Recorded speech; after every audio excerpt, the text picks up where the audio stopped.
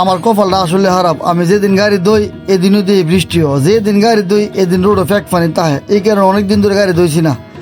তো আজকে রাত্রে গেছিলাম টাউনের দিক দিয়ে, টাউনের দিকে যাইতে যাইতে হঠাৎ করে গিয়ে দেখি একটা দোকান আমার কাছে পছন্দ হয়েছে। দোকানটার ওইসে আমরা রেল ক্রসিং আছে না, বাউনবিরা সরকারি কলেজের লোক রেল ক্রসিংয়ের পাশে নিয়াজ মোহাম্মদ উচ্চ বিদ্যালয়ের উত্তর পাশে, রেল ক্রসিংয়ের দক্ষিণে আর নিয়াজ মোহাম্মদ উচ্চ বিদ্যালয়ের উত্তর পাশে না মিস্ত্রি হানিফ মিয়ার একটা দোকান আছে। তো হানিফ ভাইয়ের দোকানে গেলাম, বিয়া করলাম বাকিটা করুন, তাই না দেখলাম গাড়িটা সোল রোস্টে মিলাই দিল আর গাড়িটা সার্ভিসিং করে দইটা সাফ সুফ করে দিল।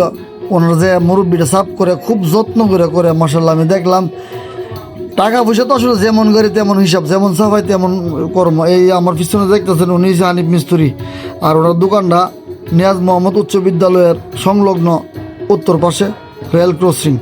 তবে যারা ওনার কাছে আইতে পারেন, উনি কিন্তু এই হানিফ মিয়া, ঠিক আছে, উনি ভালো একজন মিস্ত্রি মানুষ। ভালো লাগলে করবেন, আপনার টাকাতে আপনি কাজ করবেন, ভালো লাগলে ব্যবহার ভালো করলে কাজে করবেন, এবং টাকা পয়সা যদি মিল থাকে তাহলে অবশ্যই করবেন।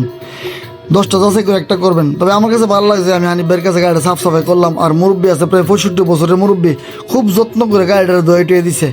আর হানিফ ভাই আমি দেখতেছি হানিফ ভাই অন্যদিকে গাড়ির ইঞ্জিনের ওয়ারিংয়ের কাজ করতেছে। হ্যাঁ, উনি ওয়ারিং সম্বন্ধে ভালো বুঝে, জিপিআরএস সম্বন্ধে ভালো বুঝে। তো যারা বাইকের কাজ করতেছেন নিখুঁতভাবে, আমার মনে হয় হানিফ ভাই দোকানে আইতে পারেন।